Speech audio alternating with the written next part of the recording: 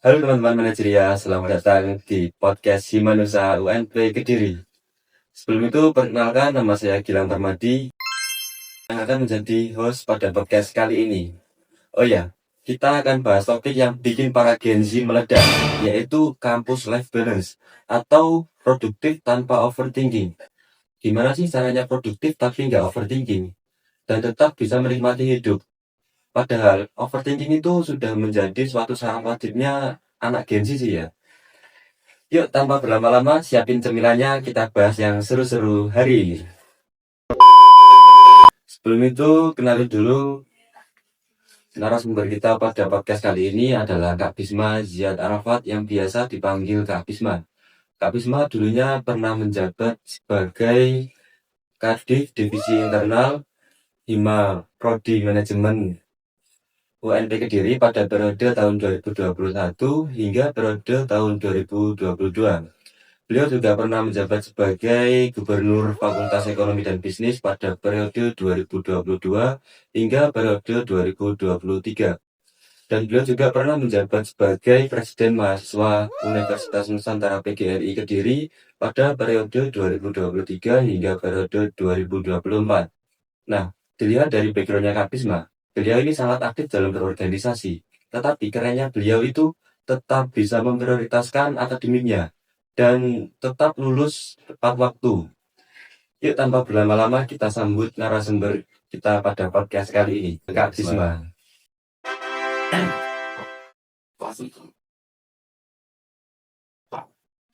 Halo, gimana Kak Bisma? Apa kabarnya? Baik. Gimana kabarnya nih? Nah, saya alhamdulillah baik juga Kak. Baik. Apa kesibukannya hari ini Kak? Kalau hari ini kesibukannya cuma eh, kerja aja, kerja sama mungkin belajar hal yang baru di belajar. Oh, iya. Nah, dilihat dari background-nya Kak Bisma ini kan sangat aktif ya Kak dalam berorganisasi. Awal mula Kak Bisma masuk organisasi itu karena keinginan diri sendiri, ajakan teman, atau ada alasan lain Kak? Oh gitu. Oke, jadi ini aja sih. Kalau aku mungkin ini first time ya saya bicara di depan umum nih. Kalau untuk alasan utama aku ikut organisasi ya, Iya. dulu itu aku tuh ikut organisasi mungkin ini gengsi banget ya karena patah hati itu dulu tuh. Jadi patah hati itu dulu waktu aku masih baru maba tuh belum ada Okajima ya, masih PKKM dan sebagainya. Dulu aku diputusin tuh sama mantanku tuh yang dulu itu dia tuh kakak tingkat tuh dulu, kakak tingkat di kampus lain, dia dideketin sama anak organisasi tuh. Nah aku gak mau kalah kan, jiwa kompetitif gengsi kan gede banget tuh. Nah jadi wah pokoknya aku ikut organisasi ya. Akhirnya dulu waktu ada oprek ya aku langsung daftar langsung 3 organisasi tuh, satu Hima Prodi, 2 UKM. Nah habis itu berjalan lah sampai organisasi, ternyata sampai lulus tetap nyemplung di organisasi itu aja gitu. Itu sih, keren sih. Alasannya karena patah hati ya. Ya itu karena patah hati juga. Nah, gimana sih Kak caranya bagi waktu antara organisasi, kuliah, dan juga kehidupan pribadi agar kita tuh kayak nggak capek banget gitu hari-hari gitu Nggak Kak? capek ya. Iya, kayak nabrak-nabrak gitu. Oke.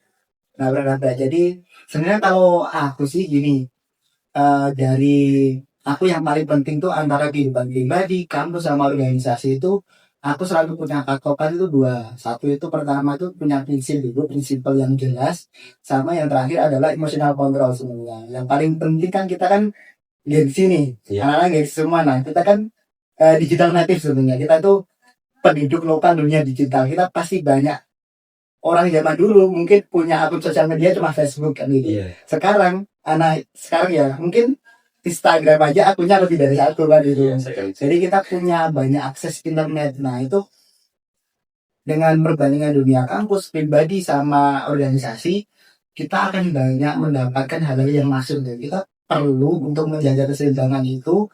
Aku tuh selalu menerapkan prinsip di mana oh dari 3 kegiatan, dari 3 hal ini aku punya barrier to entry terhadap segala hal yang sifatnya negatif. Jadi untuk menjaga keseimbangan, aku harus punya prinsip gimana 3 ini bisa balance. Nah, kadang yang bikin kita stres itu ketika dunia kampus, organisasi sama pribadi itu dicampur aduk, akhirnya kita nggak punya emotional control yang bagus gitu. Nah akhirnya yang paling penting adalah menetapkan prioritas. Prinsipnya itu harus bisa menetapkan prioritas mana yang lebih penting itu. Contoh nih, ketika kamu lagi besok lagi UTS sama besok itu harus ada rapat kegiatan di lima prodi nih, lima Iya. usaha gitu. Iya. Mana yang paling kita harus kedepankan tuh kan? Yang pasti kita harus kedepankan yang UTS dulu, karena itu yang paling penting dulu di akademik. Karena kalau rapat kita bisa monitoring, kita ada gadget sekarang, kita sekarang rapat, besok kita udah tahu tuh apa aja pembahasannya. Nah, itulah pentingnya kita juga harus punya prioritas. Kebanyakan orang itu kalau sedang melakukan banyak kegiatan yang tidak hanya satu kegiatan, itu bingung tuh menetapkan prioritasnya di mana. Kalau aku sih selalu menetapkan prioritas mana yang lebih penting terlebih dahulu. Itu sih Mas Bilan. Iya ya. Berarti menurut kakak ini yang paling penting untuk di dunia perkuliahan ini UTS dulu ya kayaknya. Itu dari cerita yang kakak. Ya, kalau memang dihadapkan dengan persoalan yang dia sifatnya kurang urgent kalau dibandingkan UTS. Oh iya. Lebih mengutamakan apa namanya? Apa yang lebih penting gitu. Yang lebih penting ya. Nah, kalau misal sekarang besok UTS, sekarang kita cuma rapat nih, rapat apalagi rapat fiksasi kegiatan. Nah, kita bisa monitoring sebenarnya. Toh kita sekarang hidup di dunia digital kan. Sekarang rapat kamu nggak ikut, besok catatannya udah keluar tuh di grup biasanya tuh. Rekam rapat hasilnya A, B, C, dan D gitu. Jadi lebih fleksibel ya kayaknya. Fleksibel sebenarnya. Nah, skill apa sih kak yang kakak dapat dari organisasi itu dan relate banget buat dunia kerja? Kakak kan udah kerja ini ya. Oh ya, alhamdulillah udah kerja nih. Jadi kalau skill yang paling relate dan dapat di organisasi, satu itu terkait public speaking. Itu wajib banget tuh. Dunia kerja ternyata kemampuan public speaking kita yang kita pelajari selama di organisasi itu seakan-akan menebus waktu di dunia kerja selama bertahun-tahun. Karena apa? Di organisasi dunia kerja nih, sebelum kita masuk di dunia kerja, yang paling pasti kan kita lewat fase interview dan sebagainya, kita tuh HRD dan sebagainya. Waktu kita di hiring sama perusahaan, mereka satu nih yang paling, ketika kamu nanti sampai tahap interview, banyak orang yang akhirnya kuliah bertahun-tahun atau dia lulus S2 dan sebagainya, kalau dia nggak punya kemampuan public speaking ketika diwawancara tuh, mereka gagap biasanya ini. Sehingga dari perusahaan, dari HR sendiri melihat orangnya ini kok nggak mampu menjawab pertanyaan dengan bagus, padahal sebenarnya dia punya skill. Nah, makanya perlu kemampuan public speaking untuk menunjukkan value kita. Itu yang paling menurut saya sangat membantu dunia kerja. Yang kedua terkait emotional control. Kalau kita ikut organisasi nih, kita pasti ketemu banyak orang. Dan organisasi kita sering merasa bahwa kamu pernah gak ketemu sama orang yang beda banget sama kamu di organisasi itu? Mungkin dari segi emosionalnya, dari gaya bicaranya, dari kegiatan sehari-harinya, pasti dia beda tuh. Yeah. Nah, karena kita sering berinteraksi sosial dengan banyak orang tuh, akhirnya kita mudah menyesuaikan diri di dunia kerja. Itu sih yang paling penting. Dan kedua nih, yang terakhir yang ketiga ya. Yang ketiga, nah itu bisa bantu kamu dan di CV kamu tuh, kurikulum vitae kamu tuh, portofolio dan sebagainya. Kita mulai ikut organisasi ini bisa jadi pertimbangan di perusahaan ternyata. Itu sih dari saya. Menurut kakak, apabila kita itu kayak skillnya kurang nih dalam suatu bidang pekerjaan, tetapi public speaking kita sangat bagus, itu menjadi nilai plus ya kak? Apa harus balance dua-duanya? Oke, kalau dari aku nih, kita harus balance dua-duanya sih. Tapi kalau kamu masih di taraf interview, kemampuan public speaking itu benar-benar dari nilai plus gitu. Aku dulu nih kuliah kan ngambilnya di kejurusannya waktu ambil skripsi itu SDM. Yang sekarang kerjanya di finance nih. Sangat jauh kan. Saya dulu harusnya ambil keuangan, sekarang di finansial. Saya masuk kerja itu belum wah nggak ngerti ini apa. Coba ternyata karena kita mampu public speaking di awal, perusahaan jadi tertarik nih, karena kita mau bertanya juga. Nah, apalagi kemampuan public speaking bukan sekedar waktu kita bicara di depan publik, tapi kita juga berbicara person to person nih. Akhirnya waktu dunia kerja tuh, waktu kerja pertama, saya langsung bisa komunikasi sama manajer saya dan atasan saya dan sebagainya. Sehingga ketika saya bingung tuh saya nggak ragu buat tanya. Nah, banyak orang yang kesalahan nih ketika dia di dunia kerja merasa bahwa ini terlalu formal, malu buat tanya. Karena dia nggak terlatih untuk bicara dengan orang lain. Itu sih, jadi public speaking sudah jadi nilai plus banget tuh sebenarnya. Ibarat kata malu bertanya saat di jalan gitu Oh, lah ya, ya. jalan itu. Iya. Belum jalan aja udah sesat. Gitu. Nah, pernah nggak Kak ngerasain konflik di organisasi itu malah justru ngasih insight buat dunia kerja Kakak? Oh, kalau itu pasti sih, pasti. Mulai konflik organisasi itu paling paling jelas itu apa sih sebenarnya? Konflik paling jelas adalah kita kan sering mempermasalahkan anak-anak yang nggak aktif nih. Iya. Itu jadi konflik yang bagi saya itu terlalu apa ya? Dia konflik purba ya. Aku bilang itu udah dari tahun ke tahun itu selalu menjadi konflik Selalu yang ada. jelas selalu ada. Dan juga pertengkaran antara anggota. Nah, kemampuan kita untuk menyelesaikan itu problem solving dari kita, bagaimana kita akhirnya belajar, oh ternyata dengan karakteristik seperti A, kita harus selesainya dengan cara ini loh, dan sebagainya. Nah, kita tahu tuh ketika di dunia kerja, kita tahu ada konflik, dan sebagainya. Kita sebagai orang baru, kadang ya, kita melihat konflik oleh orang lama, kita tahu nih gimana cara ngatasinya, dan sebagainya. Itu sih yang paling membantu sekali. Ibarat tuh, ketika kita ikut organisasi selama kuliah, itu kita sama aja sudah anggap aja kita udah mendapat pengalaman dalam bekerja juga. Bedanya kita nggak digaji kan gitu. Kalau di Iya, iya. dunia kerja kan digaji. Itu sih ternyata ketika kita ikut organisasi itu nggak bikin kita kaget ketika kita di organisasi di dunia kerja. Karena konflik-konflik yang kadang itu malah lebih parah di dunia organisasi daripada dunia kerja. Itu aja sih. Malah lebih parah dari organisasi gitu. Lebih parah di organisasi. Oke Kak, sekarang kita bahas burnout aja Kak ya. Ya. Karena anak Gen Z itu paling jago nyembunyiin rasa capeknya. Oh gitu ya. Iya, tetapi mereka itu tetap selalu bisa update story. Secapek apapun gitu, tetap bisa update story gitu Kak. Iya. Ibarat kata itu di mana bumi dipijak, di situ saya storykan. Oke. Nah, boleh bagi tipsnya nggak Kak? Time management yang relate untuk mahasiswa Gen Z itu kayak gimana sih? Bukan yang ideal banget tapi benar-benar kepake gitu Kak. Kayak gimana sih caranya kakak itu tetap produktif tapi nggak overthinking gitu Kak? Ya.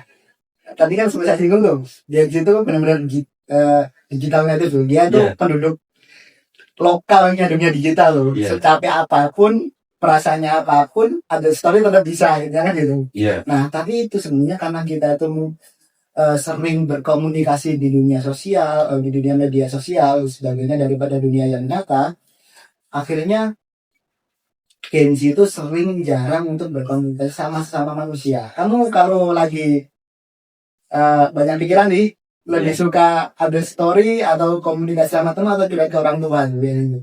Kalau aku biasanya lebih ke diem sih kan. Diam ya, Iya, dipendam terus ya. Pendem terus. Karena kita itu apa ya, kita hidup di dunia yang serba daripada orang zaman dulu tuh kita komunikasi, kita dapat akses kemana aja tuh lebih mudah sebenarnya. Mulai dari kalau orang dulu mau tahu bagaimana kehidupan di kabupaten lain, temannya yang lain, dia perlu surat menyurat lewat atau di pos. Sekarang kita tinggal buka HP, kirim WA, tanya kabar, selesai gitu. Apalagi kita kalau mau makan orang zaman dulu perlu pergi ke warung. Sekarang kita bisa instan tuh, langsung bisa selesai. Nah, ini sebenarnya karena kebiasaan kita yang instan dan praktis, ini secara tidak langsung beberapa orang itu menyebutkan bahwa Gen Z itu sebenarnya menjadi impulsif orangnya, pemikirannya jangkal. Dalam artian akhirnya dia mudah overthinking loh. Mudah overthinking. Karena kita sering berpikir itu terlalu cepat. Karena kita udah terbiasa cepat, kita butuh. Sekarang kamu kalau udah pernah ngerjain tugas belum dari dosen? Sudah pernah. Nah, pernah semuanya kayak gitu dari dosen ya? Iya. Nah, pakai ChatGPT atau pakai apa biasanya? Tetap AI ya. AI ya, pakai AI ya. Nah, kalau mahasiswa zaman dulu tuh dia perlu cari jurnal lah dan sebagainya. Sekarang kita pakai AI aja udah kejawab semua gitu. Iya. Nah, ini yang kita orang-orang bilang itu kita itu sering jadi pribadi yang dangkal akhirnya. Nah, kita nggak jadikan AI ini sebagai partner untuk berpikir, tapi kita menjadikan AI ini sebagai tempat berpikir kita. Jadinya mereka yang berpikir, kita yang ambil hasil tuh akhirnya. Nah, karena pola pikir yang seperti ini dengan maraknya komunikasi yang informasi-informasi dari internet yang datang ke kita sering udah overthinking akhirnya compare sana sini. Nah, gimana sih caranya itu? Nah, tadi saya bilang apa tuh? Kita harus punya prinsip yang jelas dan juga kita punya emotional control yang baik. Nah, waktu dunia kuliah tuh mungkin saya itu termasuk orang yang nggak balance sebenarnya kehidupannya mungkin ya. Karena kita itu selama punya prinsip, kita punya takaran yang jelas, di mana jelas mana sih yang balance bagi kita. Karena kalau balance kan kita bilang itu hal yang abstrak sebenarnya tuh. Itu kan yang balance antara dunia kuliah, dunia pribadi, organisasi. Setiap orang pasti punya takarannya masing-masing tuh. Ada yang udah ikut satu kegiatan nih, udahlah saya besok harus healing nih dan sebagainya. Ada orang yang ikut satu organisasi kegiatannya nggak cukup tuh, saya perlu yang lainnya juga nih. Nah, karena itu kan tiap orang kan punya titik di mana dia itu seimbang atau enggak hidupnya itu pasti beda-beda. Nah, itu perlu diperkuat dengan prinsipnya yang artinya dia mengatur kapan dia harus waktunya. Oh, ini terlalu berlebihan karena enggak. Lalu kedua, emotional control. Overthinking kan muncul karena kita sering compare dengan sana sini. Kamu biasanya overthinking karena apa tuh? Scroll TikTok sih Kak. Scroll TikTok ya? Iya. Apa lihat orang-orang sukses? Iya, lihat orang sukses. Oh, bisa nggak ya? Nah, gitu kan. Ya, Belum saatnya dipikirin. belum saatnya dipikirin. Kita jadi buah matang sebelum waktunya. Gitu. Iya. Nah, karena itu memangnya kita perlu emotional control yang baik. Emotional control yang baik itu akhirnya mengatur kita. Kadang saya juga dulu sempat mikir, waduh, Timothy Ronald ini gak jauh-jauh umurnya dari saya, aku udah punya McLaren dan sebagainya gitu. Nah, tapi pada akhirnya kita sebenarnya punya titik pijak yang beda. Dia startnya beda dengan kita dan sebagainya. Nah, makanya emotional control penting aku bilang di situ, dia itu mengatur agar emosi kita itu tetap stabil. Nah, emotional control didapat dari apa?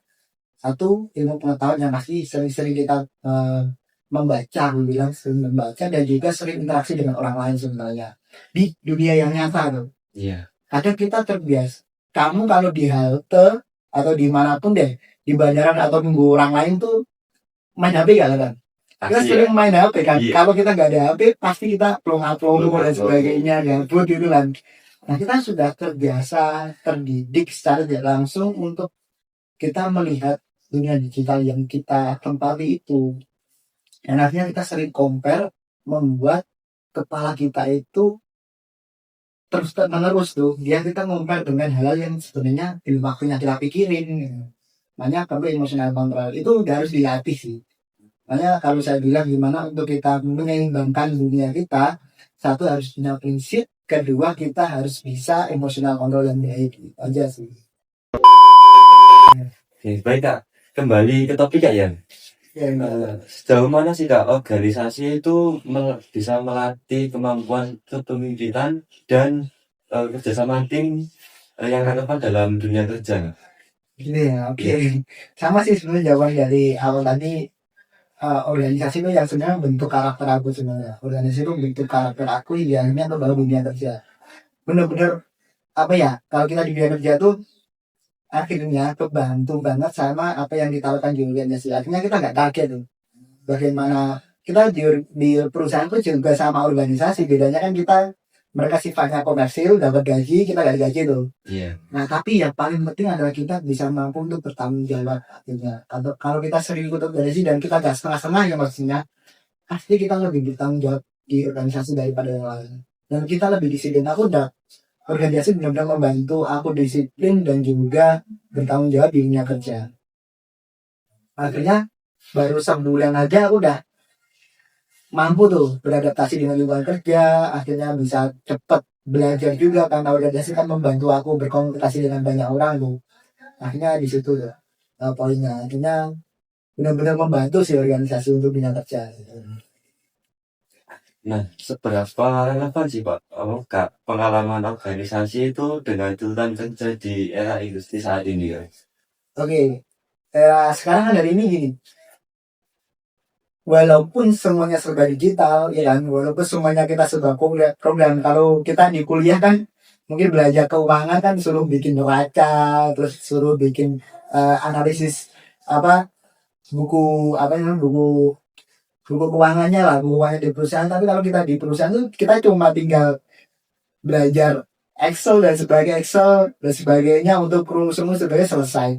Cuma yang nggak akan kita dapatkan adalah interaksi sosial, kemampuan interaksi sosial. Jadi ketika dunia kerja walaupun serba digital, kita tetap perlu komunikasi dengan manusia, sama manusia persen karena kita tetap kerja tim di situ. Nah, organisasi itu benar-benar membantu kita banget ketika kita masuk dunia kerja. Kita nggak kaget nih, waduh gimana ya caranya komunikasi sama orang. Kebanyakan orang kan kalau kuliah ambis aja, sekedar ambis di IPK dan sebagainya, terus dia fokus tapi interaksi dengan sama temennya kurang. Nah itu juga sebenarnya berimbas di dunia kerja. Kebanyakan orang-orang yang itu tuh dikucilkan. Aku melihat bahkan dunia kerja orang-orang yang cuma fokus, dia pintar sebenarnya. Aku lihat dia orangnya pintar. Cuma karena dia gak punya kemampuan untuk berinteraksi sama manusia, dia kok dikucilkan ya. Ternyata benar-benar apa yang kita dapat di organisasi membantu banget gitu loh. Kita menjadi akhirnya mampu untuk menyesuaikan diri dimanapun kita berada. Itu sih yang paling penting banget. Karena kalau aku bilang dunia kerja dan organisasi itu nggak beda-beda jauh. Bahkan organisasi kadang lebih profesional daripada dunia kerja. Kadang tergantung perusahaannya yang mana nih kan gitu. Tergantung SDM-nya juga. Itu sih. Nah, kan di organisasi itu nggak semuanya anak seperti itu kak ya. Ya. Ada yang anak yang ikut organisasi itu, tapi dia tuh kayak males-malesan gitu kak. Jadi kayak rugi banget ya kayak ikut organisasi terus males-malesan gitu gak dapet lah yang kakak ceritain tadi. Iya sih, kalau aku ya, kalau itu benar-benar rugi banget. Maksudnya orang kan pasti punya banyak hal sebenarnya. Aku nggak bilang kita harus menempuh pengalaman di organisasi aja sebenarnya. Iya, silahkan kalian boleh pakai yang mana asalkan kalian itu bisa maksimal di mana pun gitu. Kalau kalian benar-benar ikut organisasi ya maksimalkan organisasi. Kalau kalian memang fokusnya pengen di magang dan sebagainya, fokuslah di magang gitu. Agar pengalaman yang kamu dapat, ilmu yang didapat itu enggak setengah-setengah akhirnya aku selalu percaya pengalaman yang setengah-setengah itu pasti nggak akan berimpact apapun di kehidupan. Jadi kayak buang waktu aja. Kalau misal kamu nggak ada organisasi ya udahlah fokus akademik aja nggak apa-apa gitu. Tapi 100%. Nah, gak terasa banget nih ya kak ya, ternyata kita udah ngobrol lumayan panjang, saking asiknya ngobrolin tentang organisasi dan dunia kerja. Untuk menutup podcast kali ini, apa pesan kakak buat mahasiswa Gen Z agar tetap produktif tapi bisa menikmati hidup ya? Agar produktif tetap menikmati hidup ya. Ini agensi terlepas dari general view-nya terhadap agensi yang dikira anaknya itu dia tuh generasi tempe ya, generasi tempe, mudah stres dan sebagainya. Ya kita harus memahami bahwa semua generasi termasuk Gen Z semuanya itu juga termasuk manusia kan. Manusia itu makhluk yang holistik, artinya dia itu ada unsur secara biologis sampai spiritual. Nah perlunya tadi saya bilang prinsip dan juga emotional control, dia akan memberikan barrier to entry terhadap segala hal yang sifatnya negatif yang akan masuk pada satu kehidupan, dunia kampus atau dunia kerja, dan relationship. Dia akan menjaga semua ini. Jadi buat Gen Z itu kalian harus punya prinsip yang jelas. Misal kalau mau jalan dari WT kampus Linta ke Gumul, minimal kita tahu tuh jalannya. Nah lalu kedua emotional control, agar ketika kita sedang berjalan tuh kita nggak mudah terdistract dengan yang lain. Kita harus paham mengatur emosi yang baik. Ibarat nih kalau kamu sama nih kayak kan udah tahu kan jalannya dari WP ke Gumul. Nah kalau di jalan kamu nggak bisa jadi emosi, wah ada orang nyalin dikit langsung berantem di tengah jalan akhirnya. Nah itu sih ya lah sangat-sangat kan akhirnya. Itu sih yang paling penting, dua hal, prinsip dan juga emotional control. Itu yang paling penting karena kita itu sebenarnya anak generasi yang paling pintar sebenarnya, karena kita mudah mengakses segala hal ini. Bagaimana kita membatasi diri kita itu aja sih. Indonesia Mas. Ya semoga Indonesia Mas, Indonesia itu Mas, walaupun apapun aku selalu bertanya siapapun pemimpin ya kita negara kita kan banyak sekali ya permasalahan dan sebagainya, tapi aku yakin ketika generasinya itu dia sendiri tidak mengandalkan orang lain, artinya dia punya prinsip, saya yakin kita akan jadi orang yang emas nantinya. Yes. Baik, terima kasih banget untuk Kak Bisma sudah meluangkan waktunya dan datang ke podcast Indonesia saat ini. Semoga apa yang disampaikan Kak Bisma tadi itu bisa bermanfaat bagi para pendengar podcast ini. Terima kasih juga untuk teman-teman manajerial yang sudah dengerin sampai habis. Hidup itu bukan lomba lari. Kadang kita perlu jalan santai, duduk sebentar, atau tiba-tiba pengen ngopi di jam 9 malam. Itu relate banget sih ya. Nah, jangan lupa jaga diri, jaga mental, jaga tugas, dan yang terpenting, jaga saldo kalian. Kalau ada yang kalian ambil dari podcast ini, semoga bukan rasa ngantuk saja ya. Sampai jumpa di episode selanjutnya. Stay produktif, dan jangan lupa berbahagia ala Genzi.